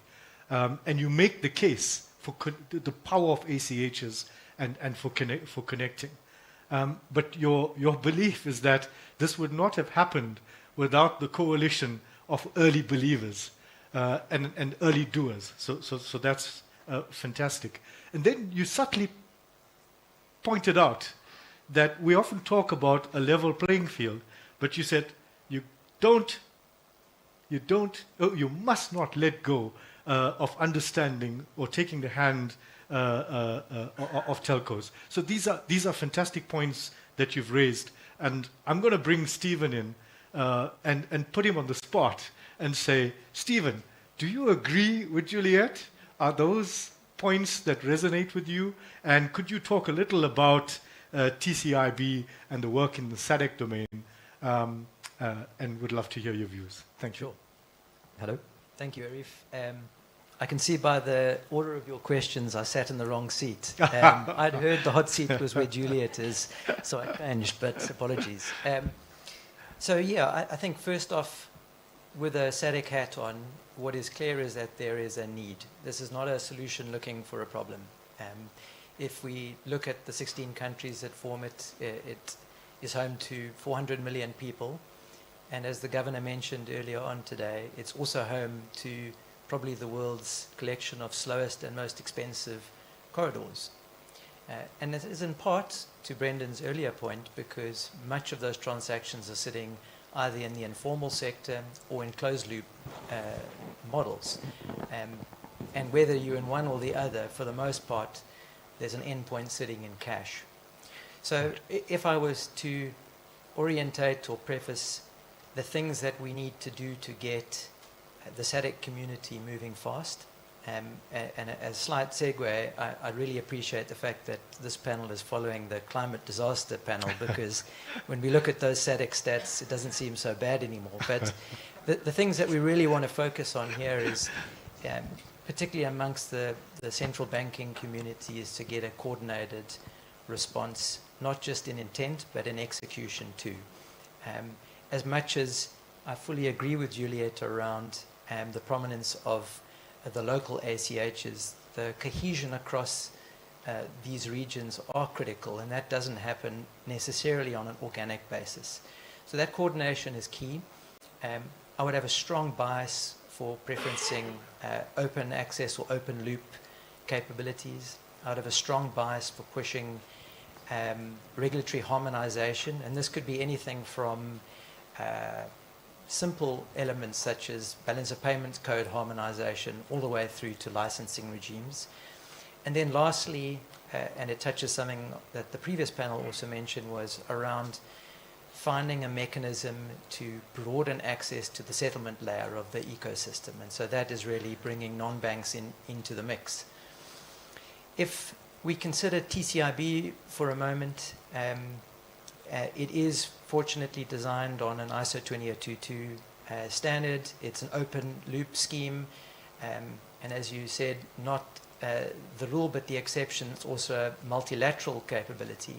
Right.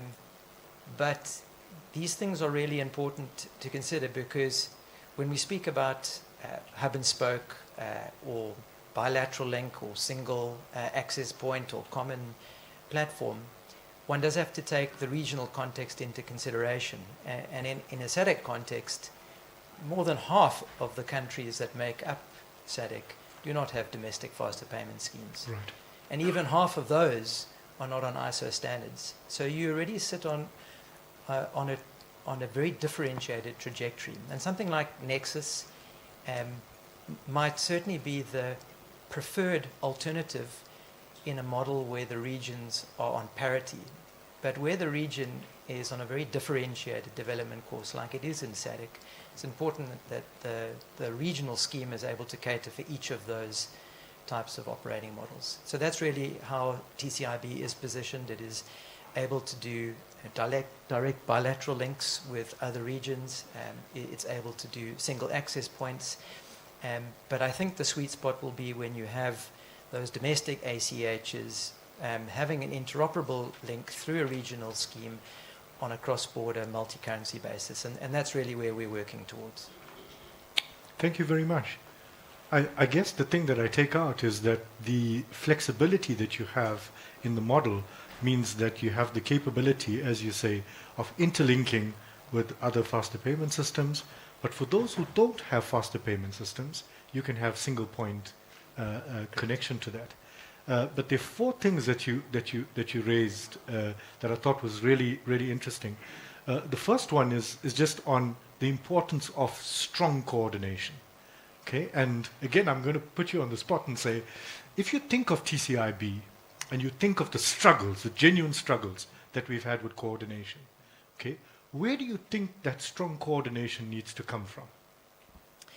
Maybe there's two comments. I think there's been two challenges with TCIB adoption. And the first is probably not understanding where the need comes from first. So when we initiated it, we broadly opened participant access up to the full region, not thinking that the dominant corridor is from SA into other countries. And so we didn't focus on bringing in the domestic financial service providers in South Africa. And we can see, and Maxine spoke about it previously, the minute that you had a domestic large financial institution coming on board, you started getting this network effect building.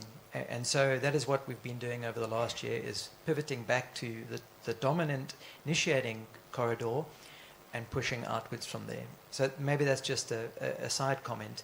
In terms of the coordination, I think we are seeing very strong traction in the domestic markets where domestic central banks take a formative stance in the market. The link between domestic faster payments, economic velocity, and so GDP growth is clear. So it is a realm that the central bankers do play in. And then as a collective across the region, being able to lead that, particularly with the regulatory harmonization, is absolutely key. So I'm going to break the protocol. And instead of jumping in, Tommaso, to the next theme, I've been told that some folks might not know what TCIB is. Transactions cleared on an immediate basis. I was told by the CEO of a bank, surely we can come up with easier names for these particular things. When bankers play in marketing. Absolutely, when bankers play in marketing. Can I, again, I'm sorry I'm putting you on the spot again, Stephen. Can you just say in 2 minutes, what is this TCIB? And to break the protocol, I'm just going to take two or three questions from the audience, just on interoperability, before we move on to trust, if that's okay. Please, Stephen. Yep. Sure. Thanks. I mean, just to re-echo some of the points, it is an open-loop regional scheme. So it is a set of rules that govern the interoperability of payment flows across border. It is based on ISO standards. It is a scheme that is run by the governors of the central banks of the SADC community, and it is a scheme that is operated by BankServe Africa. And as you touched on earlier, it is deliberately set up so that it can have point-to-point connections where there's an accelerated activity. So if you take Zimbabwe and South Africa as the dominant corridor, that would be a key case in point where you might do a bilateral link. But we have much broader aspiration than just participating in SADC, and we want to connect to the other regions in Africa. And so being able to operate as a hub and spoke or a single access point loop is critical for that infrastructure. So really TCIB is a faster payment system at a regional level. Yeah, thank you very much. So again, breaking the protocol, you can now put any question to our panelists. Sabine, is that Sabine? Yes. Please go for it. You open the door. I'm taking the I open the door. Please go for it. I think what I would like to know is, as the panelists, what do you think the current live instant payment systems need to do to open themselves up to interlinking and interoperability at a Pan-African level? What are those requirements? Because there are 31 that are live already, including, of course, TCIB. What needs to happen at that level? Right. So 31, what do we do to get them to interconnect? Can I start? Whoever volunteers, do you want to go for it? I'm going to stay in the hot seat very quickly because we operate a domestic faster payment system, PayShap. And to answer your question, the first thing we did when we tried to interlink the domestic faster payment system with the regional one is we realized that despite the fact that they're both sitting on ISO 20022, the mechanism under which they embedded that are slightly different. And so just having a domestic faster payment system on ISO doesn't necessarily mean it will interconnect. So I think on the one hand, one should have interoperability embedded from the start. And there you need international frameworks and standards to drive that. The second thing is to accept that not everyone is on the same trajectory, and so that you might be approaching this after the fact. And there you need strength of will and coordination. It's around articulating clearly what the end goal of the cross-border transaction is. What is it enabling in your economy? And then having coordinated alignment, particularly through the central banking community into the private markets to enable it. Just from past experience. Elisa, could I bring your voice in just from a FATF perspective? I'm assuming that if you've got all of these particular systems and you want to interconnect them, in terms of the recommendation that's come out, what would your expectations be? What would your guidance be? You did cast a vision that said, or timeline that said, it's going to take some time. It's going to probably take about 5 years. Are there any additional thoughts that you have for the region? So, for those that are not as familiar with the FATF, we have 40 members. The 20 G countries are part of the FATF, but we have a network of 200 jurisdictions that are part of the FATF global network and that get assessed and have committed to implement the standards. So when you think of the FATF standards, it's really global, and I think that's the power that we bring to the table. The interoperability that we're seeking, the fact that we're mandating using standardized data, mandating using the format of ISO 20022 will make a big change. So when you think of the 5 years, it's not that we have to start later on. We're starting now. The message is very clear.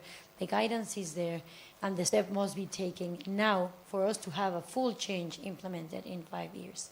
Now, when you're setting a standard, you have to be cognizant that it's the base and that it has to be implemented everywhere.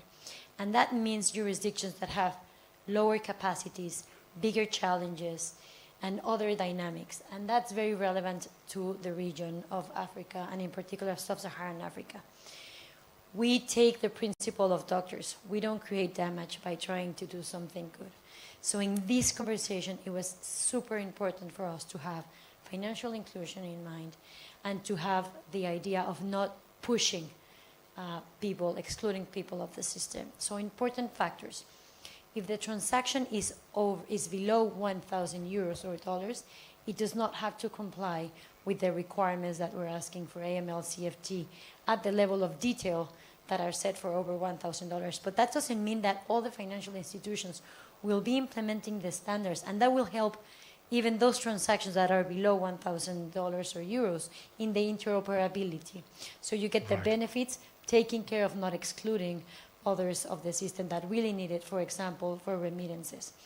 And at the same time that we issued recommendation 16, we amended our recommendation on the risk-based approach and the proportional implementation of the standards to make sure that we don't put the same level of high-risk measures for low level of risk transactions. So the poor and the vulnerable, usually the products and services they use are not very sophisticated and don't really require enhanced due diligence. Yet, there is risk aversion, maybe increasing because of sanctions, maybe increasing by other reasons that we also see on the risking. But there is the overcompliance and the lack of risk appetite to go for simplified due diligence measures. So we're making it mandatory as of February of this year for countries to encourage the use of simplified due diligence measures when there is low risk. And we'll be assessing that. And we will not shy away from signaling when there is overcompliance and when the country is not asking their institutions and the private sector to look for simplified measures in low risk, because that's the risk-based approach. That's when you take the resources from low risk to the high risk. So it's a win-win. You put the resources where the risk is, but you leave others in the system. And that is fundamental for Africa. And that's how we are approaching this issue, holistically and taking responsibility, not only from a strict AML perspective, but making sure it's compatible with financial inclusion. That, by the way, goes hand in hand with financial integrity.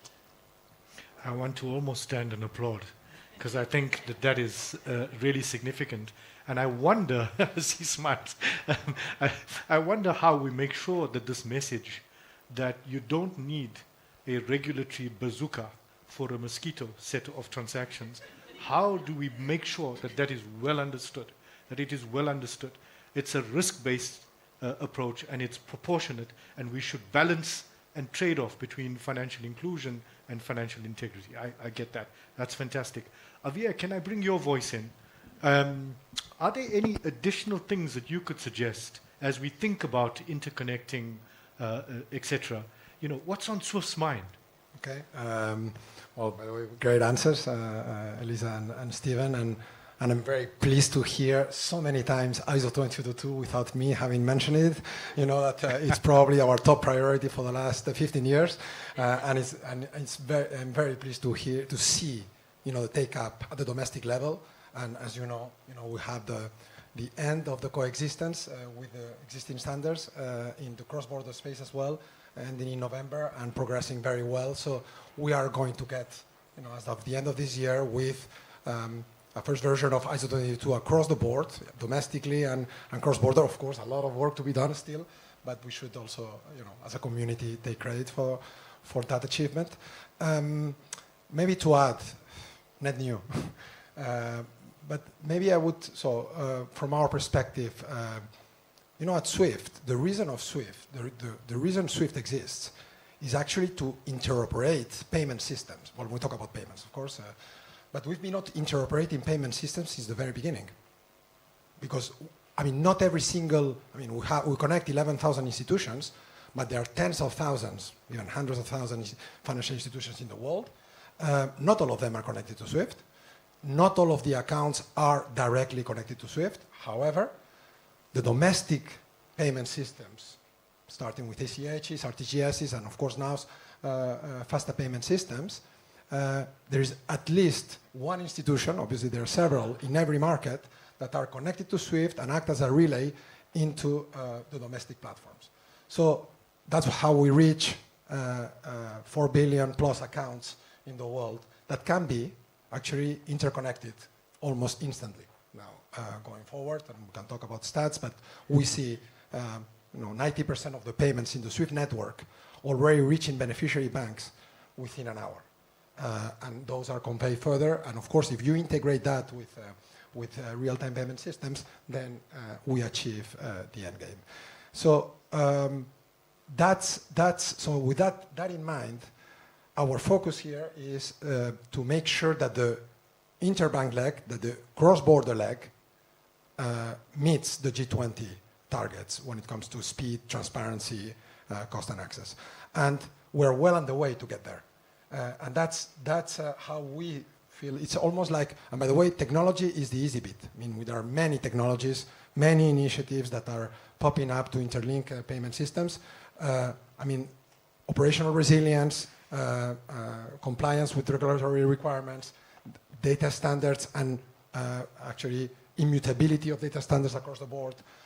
All of those are much more critical. And of course, having a global governance and global supervision of that system are much more complicated. So that's how we feel we can contribute to that end. But I do agree with both of you, Lisa and Stephen. A lot of work needs to be done also on this harmonization, the last mile. And Tommaso, you were talking earlier about 80% or 90%. Well, 90%. From our end, we see 80% of the journey is at the receiving end. Of the speed of a transaction. So indeed, a lot of work needs to be done at the harmonization of standards, compliance practices, 24/7 working hours, and so forth. Thank you so much. The organizers are going to be very upset with me if I don't get to the second question and the second theme around trust. So let me change tact and we speak a little about trust. And I guess the first big question that I want to ask is, and maybe turning to you, Juliet, is what's the right strategy for building trust and of course combating fraud while still driving inclusivity and usability? What's your experience from the continent, Juliet?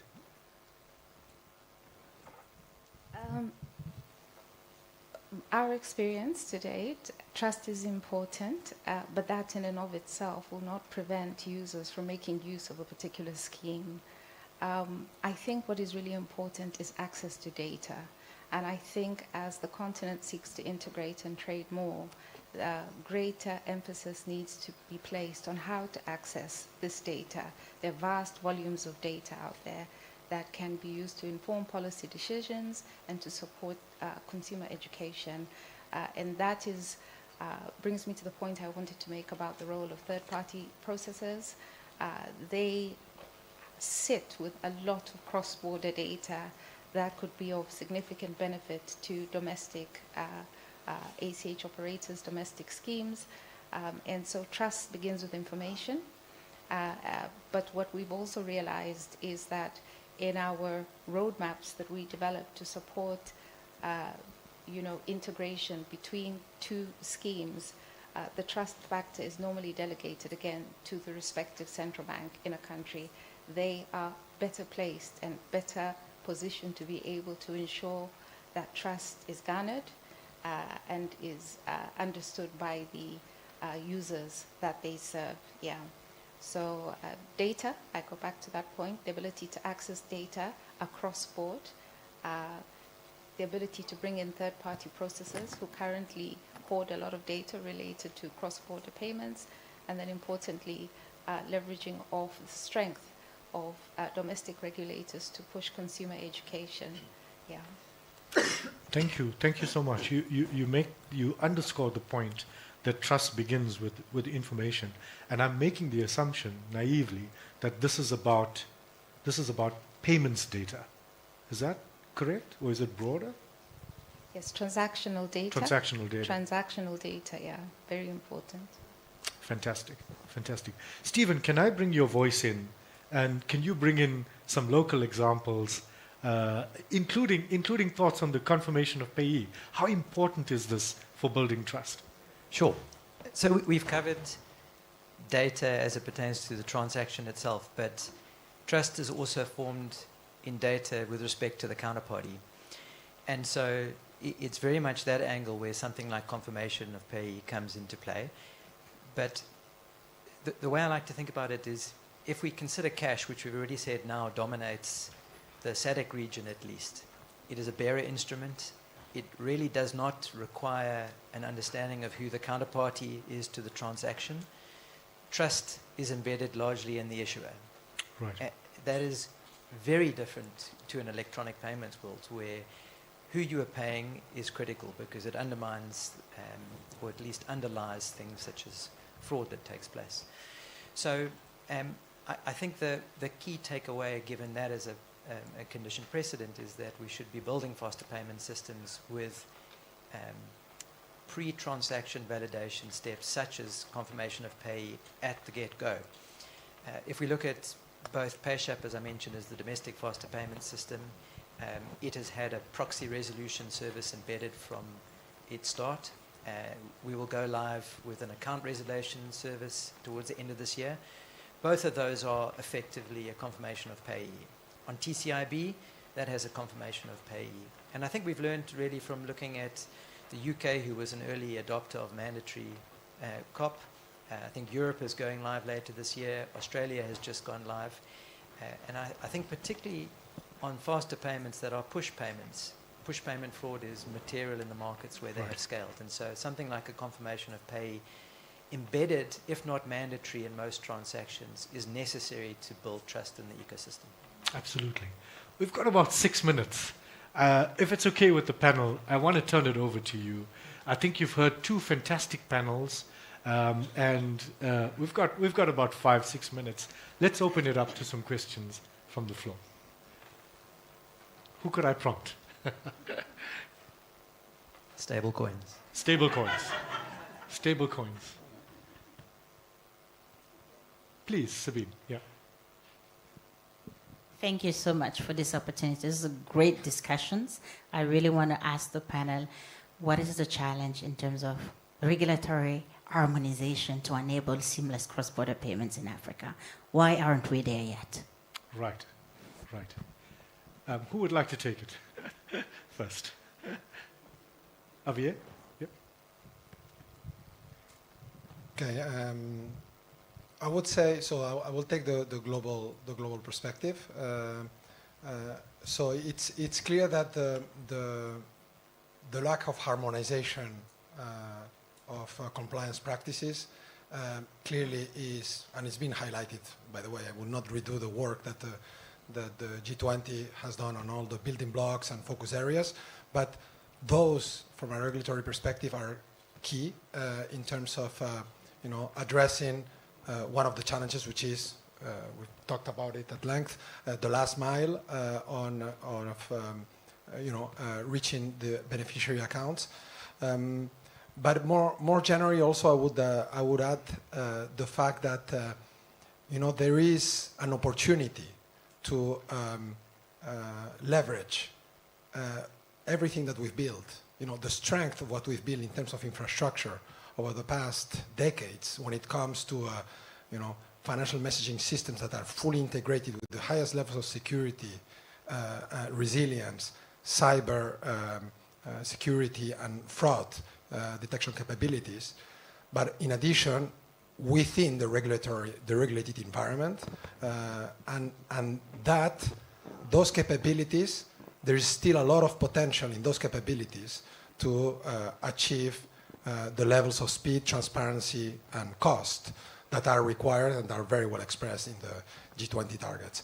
And there, I don't know if it is a regulatory ask, because that's your question, but more generally, I think it's an industry ask, because it is our responsibility as an industry not to start from scratch or not to throw the baby with the bathwater, as they say, but make sure that we leverage all of this strength that we build in terms of controls and take it to the next level in terms of speed and transparency for the end customer.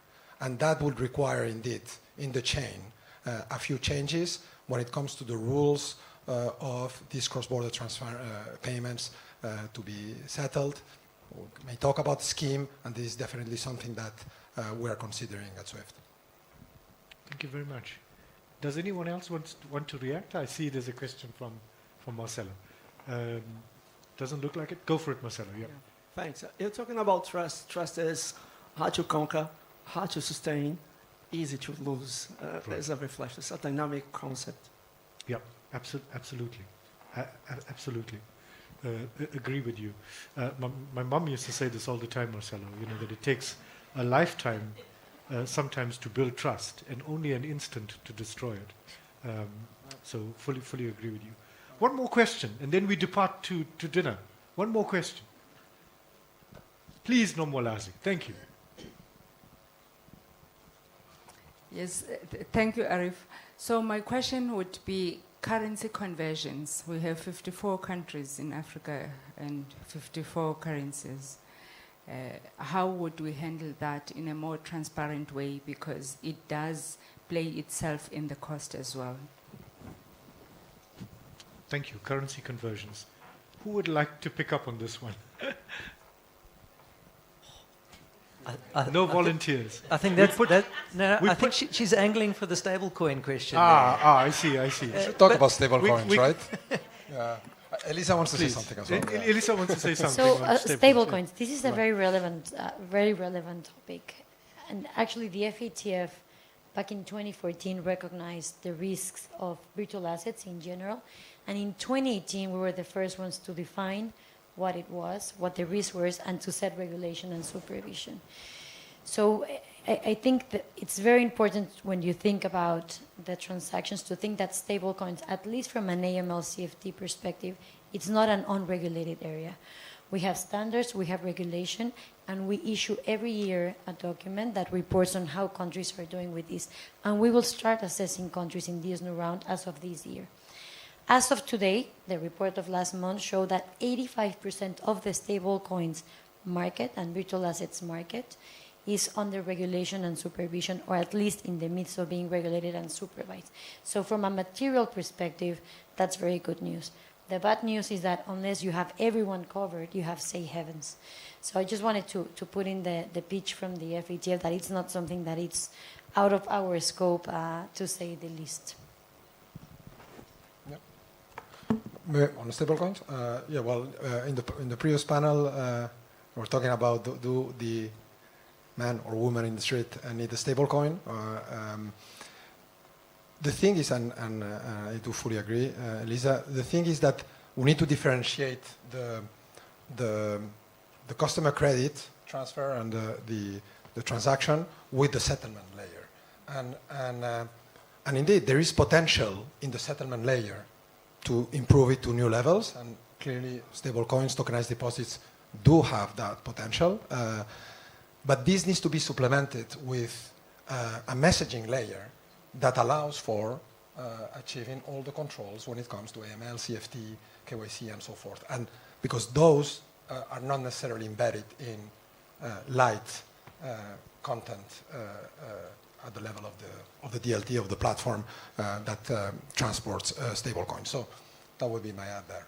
So yes, they can They can definitely coexist, but they need to be supplemented with the right data levels that build on a particular scheme that conveys those standards in line, again, with the G20 objectives. Whether this is done on fiat settlement or stable coin, at the end, it's the best and most optimal channel that will be used.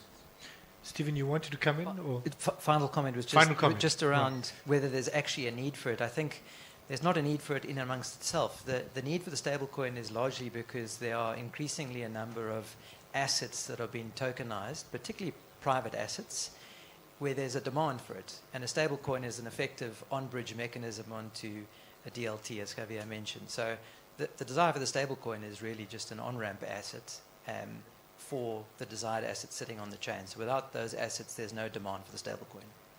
Thank you so much.